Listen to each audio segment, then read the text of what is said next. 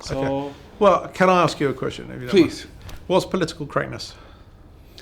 I'm seriously like the wrong guy to ask. What political? Yeah, you're the right guy to ask. No, the thing is, like, I grew up like in the '80s, and in the '80s, growing up there. Let me put it that way. I just saw the Oscars, and I was very kind of like surprised and upset that not so much has really changed. Everybody seems to be so politically correct, but apparently nothing is really happening. So politically correct,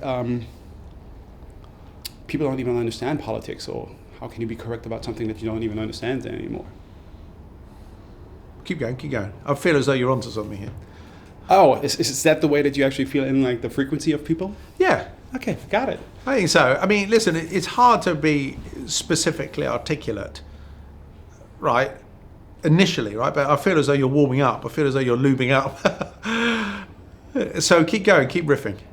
No, the thing is like, of course, you don't want to be like the typical ass kisser when you come into like this kind of sort of interview. Yeah. But to be honest, the thing is like, I really feel like this movie is brilliant. And like so many funny thoughts I had like coming in, it was like, yeah, and I'm just gonna start with this. This is gonna like click immediately. But then I was like, no, it's so much more. Specifically, that I have to even to say like that, I was quite amazed about the trailer. What the trailer did to me in terms of like when I finally watched the movie, it was like, God, okay. Yeah. Really? Talk. What do you mean? What do you mean by that? I think. I mean, of course, like the job of a trailer is just to be an appetizer. Right. And then you always like in between, like, okay, should I? How much actually can I display of the movie without really ruining the experience? Yes. But I think that this trailer really gave you like the impression of, oh, this is going to be like a classic Guy Ritchie movie as we love it. This is like the way that I intended to start, because I knew we're not supposed to talk about the Brexit, but I didn't want to talk about the Brexit. I just wanted to say that you and Matthew Warren are part of the experience for me as a black German, that I felt like next to Benny Hill and Monty Python and Carry On, I was like, I couldn't care less if like the UK is part of us or not. Right. But it's three movies that I felt like very connected. And with this kind of trailer, I was like, yeah, this is really what I'm feeling when I think about what's so cool about the UK. And coming in with all these kind of ideas, and then after having seen this movie, and I've seen so many interviews before, the way that you just been talking about contrast, we're talking about frequency, talking about the barbecue. I think everybody loves himself a little Bobby, especially if you have that connection. So is Charlie Hunnam actually going to get one of these? As he asked Jimmy Fallon? Yeah, I didn't see him on Jimmy Fallon, actually. Did he talk about it on Jimmy Fallon? On Jimmy Fallon, he actually made sure that this is your barbecue, that you actually sell on them. Yeah. And also, like, all the ideas, I was like, I'm going to be funny. I'm just going to come in a tracksuit. And then I saw, like, the premiere that you had, like, in New York, where the host had, like, a tracksuit. I was like, oh, damn, I cannot do this. And then when it comes to the suits, and all of you guys are, like, so well-suited, I didn't really know, like, what I'm going to wear. So there have been a lot of, like, thoughts I had. And, again, it's a brilliant movie. And actually, I think, like, the first question I really had is, how big are your chances to be finally knighted? Because I understand that we, as non-British, are loving this type of movie, but what about the Brits themselves? First of all, I'm enjoying this conversation, because your mind works with a similar frequency to my mind. I can tell you're all over the place, right? And and it's quite funny, because someone asked me, "Do you feel this film is politically incorrect?" And I'm just trying to think, what does politically correct mean? Right? I'm not sure. I've never understood what it means. So until I understand what it means, it's very hard to answer the question. That was really a question? It was really a question, which, by the way, I don't mind it for being a question, and I also don't mind it for being quite a provocative question, because we're forced into going, well, what's political correctness? Because I've never really understood what it is. And funnily enough, we just looked up the definition of what it is, right? And it's supposed to be about being inclusive and not insulting people. Well, I'm up for that. You're up for that. Who wouldn't be up for that? You have this great scene in the at the gym where you have talking about like this black, whatever this bad word is, and like this entire conversation. Well, you can say the same to him as long as it's nice. Yeah, exactly. It's all intention, right? Yeah. So what happens when intention is lost, and the nuance and the irony of intention is lost? That's what I don't understand, because what their intention is, what seems to be, is a sort of political movement, is it seems like they want to be more human. That's the idea, is you should be more human. But in the fact that it's coming from an ideology, it seems to lose its humanity. because it's no longer coming from an individual. It's now coming from a dogma. And this is what I said about why I really care so much about the Brits, because I feel that your movies are representing exactly that, how I feel. That it's not about just being posh, it's about being human. It's about being human, right? Yeah. And curiously, at the same time, it's about the disparity between everyone, right? And how that disparity has to reconcile.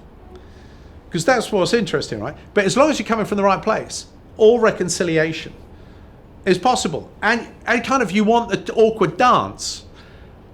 Life isn't supposed to be easy. It's not supposed to be it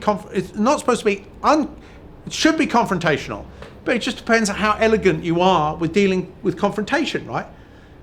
It's about elegantly dealing with confrontation.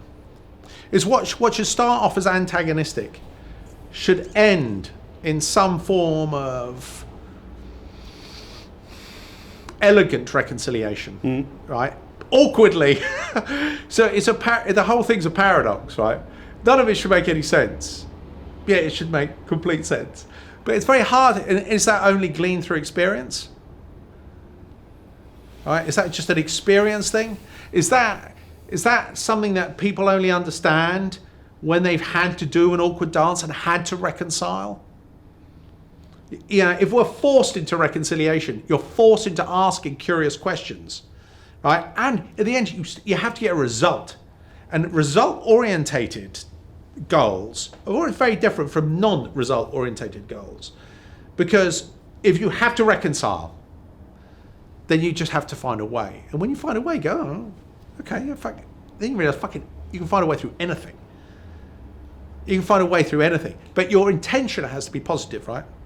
Your intention has to be positive.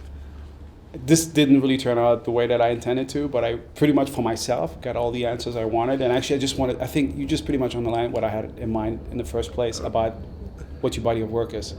So right. Thank you so much again, because like you already... No. Let's keep going. Let's keep going because your first question. Yeah. And also, once these things are philosophical, they're much more interesting. Well, but it's my point. Yeah, but here's the thing, right? I can't do fucking interviews. I can talk about the intention behind something, and that's, by the way, it's very hard to articulate.